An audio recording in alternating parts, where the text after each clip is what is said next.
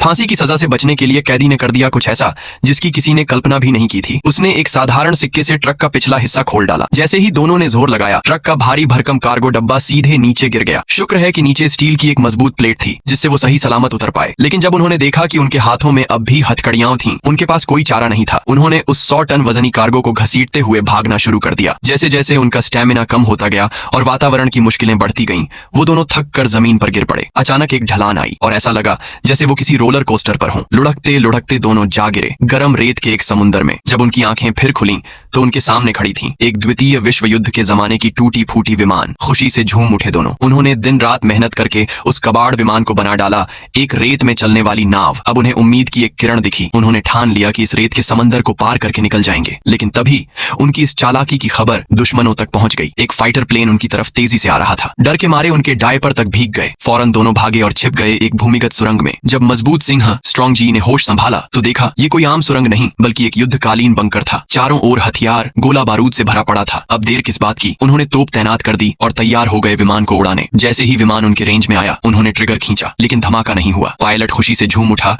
कि जान बच गई, मगर तभी गोला धीरे धीरे लुढ़कने लगा और फिर हुआ अकल्पनीय हादसा।